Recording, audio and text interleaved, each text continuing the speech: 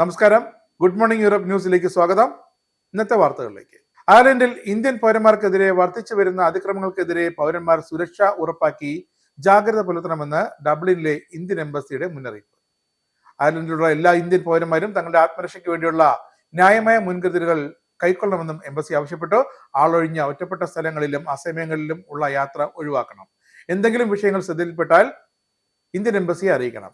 0899423734 എന്ന cell നമ്പറിലോ cons.mei.gov എന്ന ഇമെയിലിലോ പൗരന്മാരുടെ വിവരങ്ങൾ അറിയിക്കണമെന്നും ഇന്ത്യൻ എംബസി.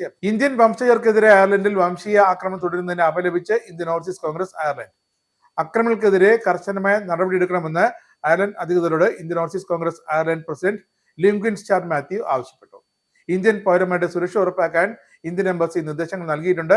പൗരന്മാർ ആ നിർദ്ദേശങ്ങൾ കൃത്യമായി പിന്തുടരണമെന്നും ക്രൂരമായ മർദ്ദനങ്ങൾക്കെതിരെ ഇന്ത്യൻ സർക്കാർ നടപടിയെടുക്കണമെന്നും ലിംഗ്വിൻ സ്റ്റാർ മാത്യു ആവശ്യപ്പെട്ടു. ഇന്ത്യൻ വംശജനായ സംരംഭകരും സീനിയർ ഡാറ്റാ സയന്റിസ്റ്റുമായ സന്തോഷ് യാദവിനെ കഴിഞ്ഞ ആഴ്ച ഡബ്ലിനിൽ വെച്ച് ഒരു കൂട്ടം കൗമാരക്കാർ ക്രൂരമായി മർദ്ദിച്ച സംഭവമാണ് ഏറ്റവും ഒടുവിലത്തേത്. അയർലൻഡിലേക്ക് അഭയാർത്ഥികളുടെ വേഷത്തിൽ പാകിസ്ഥാനിലെ കുത്തൊഴുക്കെന്ന് കണ്ടെത്തൽ. ഇതോടെ അയർലൻഡ് സർക്കാരിന് പാക് നുഴഞ്ഞുകയറ്റം തീരാ തലവേദനയെ മാറി. ഓരോ വർഷവും 3000-ഓളം പാക് അഭയാർത്ഥികളാണ് അയർലൻഡിൽ നുഴഞ്ഞു കയറുന്നത്. ഇതോടെ അന്താരാഷ്ട്ര സംരക്ഷണ അപേക്ഷകളിൽ വേഗത്തിൽ തീരുമാനമെടുക്കുന്ന രാജ്യങ്ങളുടെ പട്ടികയിൽ അയർലൻഡ് പാകിസ്ഥാനെയും ഉൾപ്പെടുത്തി.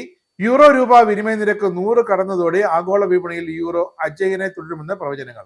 ജൂലൈയിൽ 101.19 എന്ന എക്കാലത്തെയും ഉയർന്ന നിരക്കിലെത്തിയ യൂറോ ഈ വർഷം മുഴുവൻ 100 തന്നെ തുടരുമെന്നാണ് പ്രവചനം.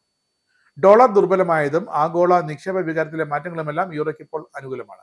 അതുകൊണ്ട് തന്നെ യൂറോ രൂപ വിനിമയ നിരക്ക് 100-ലോ അതിന് മുകളിലോ നിലനിൽക്കുമെന്നാണ് പ്രവചനങ്ങൾ. ഡിസംബറോടെ യൂറോ വില ശരാശരി 105.58 രൂപയിലെത്തുമെന്നും പ്രവചനങ്ങൾ വ്യക്തമാക്കും. യുദ്ധം അവസാനിപ്പിക്കുന്നത് സംബന്ധിച്ച് റഷ്യൻ പ്രസിഡന്റ് വ്ളാഡിമിർ പുടിനോട് നേരിട്ട് ചർച്ചയ്ക്ക് തയ്യാറാണെന്ന് ആവർത്തിച്ച് ഉക്രൈൻ പ്രസിഡന്റ് വൊളോദിമിർ സെലൻസ്കി. നേതാക്കളുടെ തലത്തിൽ ഏത് സമയത്തും ചർച്ചകൾക്ക് ഉക്രൈൻ തയ്യാറാണെന്നും സെലൻസ്കി പ്രതികരിച്ചു. ഉക്രൈനിൽ ശാശ്വതവും സുസ്ഥിരവുമായ സമാധാനം ആഗ്രഹിക്കുന്നുവെന്ന വ്ളാദിമിർ പുടിൻ നേരത്തെ പറഞ്ഞതിന് പ്രതികരിക്കുകയായിരുന്നു സെലൻസ്കി. എന്നാൽ ഈ ശാശ്വതമായ സമാധാനം നേടിയെടുക്കുന്നതിനായി ഒരു വിട്ടുവീഴ്ചയ്ക്കും തയ്യാറാണെന്ന് പുടിൻ വ്യക്തമാക്കിയില്ല. മായ എന്നറിയപ്പെടുന്ന അമിയയും ജബ്സ് എന്നറിയപ്പെടുന്ന റിക്കോർഡോ ജൂനിയറും ബുദ്ധിമാന്മാരും വളരെയധികം സ്നേഹിക്കപ്പെട്ടവരുമായ കുട്ടികളായിരുന്നു. വളരെ പെട്ടെന്ന് തന്നെ അവർ വിട്ടുപോയെന്ന് ബ്രിട്ടനിലെ കുടുംബം അനുസ്മരിക്കുന്നു. സ്പെയിനിന്റെ വടക്ക് കിഴക്കൻ തീരത്തെ കടൽ തീരത്ത് മുങ്ങി മരിച്ച ബ്രിട്ടീഷ് സഹോദരനും സഹോദരിയും 13 വയസ്സുള്ള അമിയ ഡെൽ ബ്രോക്കോയും 11 വയസ്സുള്ള റിക്കോർഡോ ജൂനിയറുമാണെന്ന് കണ്ടെത്തി. ചൊവ്വാഴ്ച കറ്റാലൻ പട്ടണമായ സലോവിൽ കുടുംബ അവധിക്കാലം ചെലവഴിക്കാനെത്തിയതായിരുന്നു ഇവർ. കുട്ടികൾക്കൊപ്പം കടലിലിറങ്ങിയ പിതാവ് റിക്കോർഡോ സീനിയറെ പ്രാദേശിക അടിയന്തര സേവന പ്രവർത്തകർ രക്ഷപ്പെടുത്തുകയായിരുന്നു. യൂറോപ്പിലെ അമേരിക്കയുടെ ഏറ്റവും ഉയർന്ന താരിഫ് 39% ലഭിച്ചതിന്റെ ഞെട്ടലിലും അമർഷത്തിലും ആശങ്കയിലുമാണ് സ്വിറ്റ്സർലൻഡ്. രാജ്യത്തെ സംബന്ധിച്ചിടത്തോളം ഇത് ഏറ്റവും മോശമായ മറ്റൊരു സാഹചര്യമാണ്. ആഗോളതലത്തിൽ ബ്രസീൽ, സിറിയ, ലാവോസ്, മ്യാൻമാർ എന്നിവയ്ക്ക് പിന്നിൽ 5ാമത്തെ ഏറ്റവും ഉയർന്ന നിരക്കാണ് US പ്രസിഡന്റ് ഡൊണാൾഡ് ട്രംപ് സ്വിറ്റ്സർലൻഡിന് ചുമത്തിയത്. 1515 മരിഗ്നാനോ യുദ്ധത്തിൽ ഫ്രാൻസ് വിജയിച്ച ശേഷം രാജ്യം നേടുന്ന ഏറ്റവും വലിയ പരാജയമാണിതെന്നാണ് ബ്ലിക് പത്രം ഇതിനെ വിശേഷിപ്പിച്ചു. പിറവം സ്വദേശിയായ എൽദോസ് ജോൺ എന്ന യുവാവ് ജയിലിൽ ആത്മഹത്യ ചെയ്തതാണെന്ന് ഓക്സ്ഫോർഡിലെ കോർണർ കോടതി കണ്ടെത്തി. കുടുംബ വഴക്കിനെ തുടർന്ന് ഭാര്യയുടെ പരാതിയിൽ മാസങ്ങൾക്ക് മുമ്പാണ് പിറവം സ്വദേശിയായ എൽദോസ് ജോൺ ജയിലിൽ അകപ്പെട്ടത്. ലണ്ടനിൽ A ലെവൽ പരീക്ഷ കഴിഞ്ഞ് ഒരു നല്ല യൂണിവേഴ്സിറ്റി പ്രവേശനം ലഭിച്ചില്ല എന്നോർത്ത് നിരാശരായിരിക്കുന്നവർക്ക് ആശ്വാസം നൽകുന്ന വാർത്തകൾ വരുന്നു. റസൽ ഗ്രൂപ്പിൽപ്പെടുന്ന യൂണിവേഴ്സിറ്റികളിൽ ചിലത് ക്ലിയറിംഗ് പ്രക്രിയ ആരംഭിക്കുമെന്നാണ് ഏറ്റവും ഒടുവിലത്തെ റിപ്പോർട്ട്. പല സ്ഥാപനങ്ങളും കോഴ്സുകളിൽ ചേരാനുള്ള മാനദണ്ഡം 4 ഗ്രേഡ് വരെ കുറച്ചേക്കും.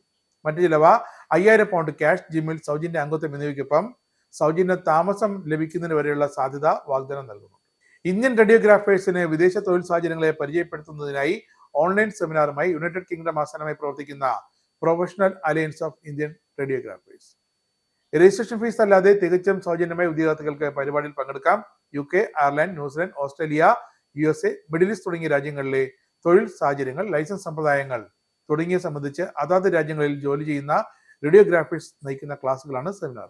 കിഴക്കൻ ലണ്ടനിൽ 30 വയസ്സുകാരനായ സിഖ് വംശജനെ കുത്തിക്കൊലപ്പെടുത്തിയ കേസിൽ 3 സ്ത്രീകൾ ഉൾപ്പെടെ 5 പേരെ മെട്രോപൊളിറ്റൻ പോലീസ് അറസ്റ്റ് ചെയ്തു. കിഴക്കൻ ലണ്ടനിലെ ഇൽഫോർഡിലെ ഫെൽബ്രിഡ്ജ് റോഡിലെ റെസിഡൻഷ്യൽ കെട്ടിടത്തിൽ വെച്ചാണ് ജൂലൈ 23-ന് ഗുർമുഖ് സിംഗ് കൊല്ലപ്പെട്ടതെന്ന് മെട്രോപൊളിറ്റൻ പോലീസ് വ്യക്തമാക്കുന്നു. ഒന്നിലധികം തവണ കുത്തേറ്റ സിംഗിന് എമർജൻസി മെഡിക്കൽ സംഘമെത്തി അടിയന്തര ചികിത്സ നൽകിയെങ്കിലും ജീവൻ രക്ഷിക്കാനായില്ല. ഇടത് തുടയിൽ ഗുരുതരമായ കുത്തേറ്റതാണ് മരണകാരണമെന്ന് പോസ്റ്റ്മോർട്ടം റിപ്പോർട്ടിലുണ്ട്. കേസിൽ 27-കാരനായ അമർദീപ് സിംഗിനെ പോലീസ് അതേ ദിവസം തന്നെ അറസ്റ്റ് ചെയ്തു. ജനുവരി 5 വിചാരണ തുടങ്ങുന്നതുവരെ ഇയാൾ കസ്റ്റഡിയിലാകും. 2025 പ്രത്യാശയുടെ ജൂബിലി വർഷത്തോടനുബന്ധിച്ച് വത്തിക്കാനിൽ നടക്കുന്ന യുവജന ജൂബിലി ആഘോഷങ്ങൾക്ക് സെന്റ് പീറ്റേഴ്സ് ചത്തുരത്തിൽ തുടക്കമായി. ജൂബിലി ആഘോഷങ്ങളുടെ മുഖ്യ സംഘാടകനും സുവിശേഷവൽക്കരണത്തിനായുള്ള ഡിക്കാസ്ട്രിയുടെ പ്രഫക്റ്റുമായ ആർച്ച് ബിഷപ്പ് റിനോ ഫിസിഷെല്ലയുടെ മുഖ്യ കാർമ്മികത്വത്തിലാണ് ദിവ്യബലിയുടെ പരിപാടികൾ ആരംഭിച്ചത്. റോമിലെ ടെറ്റർ വെഗാത്ത യൂണിവേഴ്സിറ്റി ക്യാമ്പസിൽ ഓഗസ്റ്റ് 2 മാർപ്പാപ്പയുടെ നേതൃത്വത്തിൽ നിശാ ജാഗരണ പ്രാർത്ഥനയും 3 കുർബാനയും നടക്കും. ഓഗസ്റ്റ് 3 സംഗമം അവസാനിക്കും. ഇനി റഷ്യ ഉക്രൈൻ യുദ്ധഭൂമിയിൽ നിന്നും സാങ്കേതിക വിദ്യയുടെ ഒരു ഉജ്ജ്വല വിജയത്തിന്റെ അവതരണമാണ്. ശത്രുനിരകൾക്ക് പിന്നിൽ നിന്നും പരിക്കേറ്റ ഒരു ഉക്രൈൻ പട്ടാളക്കാരനെ ഉക്രൈൻ സംരക്ഷിച്ചത് ഡ്രോൺ വഴി എത്തിച്ചു കൊടുത്ത ഈ ബൈക്ക് ഉപയോഗിച്ച്. ആ ദൃശ്യങ്ങൾ ഇപ്പോൾ ലോകമെമ്പാടും വൈറലാകുകയാണ്.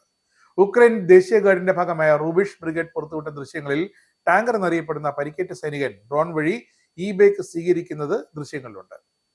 ടാങ്കർ ബൈക്ക് ഓടിച്ചു കയറിയെങ്കിലും പകുതി ദൂരം എത്തിയപ്പോൾ മൈനിൽ തട്ടി പൊട്ടിത്തെറിച്ചു. പരിക്കൊന്നും ഏൽക്കാതെ ടാങ്കർ നടന്ന് തന്റെ ലക്ഷ്യസ്ഥാനത്തേക്ക് എത്തുന്നതും ദൃശ്യങ്ങളുണ്ട്. ഗുഡ് മോർണിംഗ് യൂറോപ്പ് ന്യൂസ് സമാപിക്കുന്നു.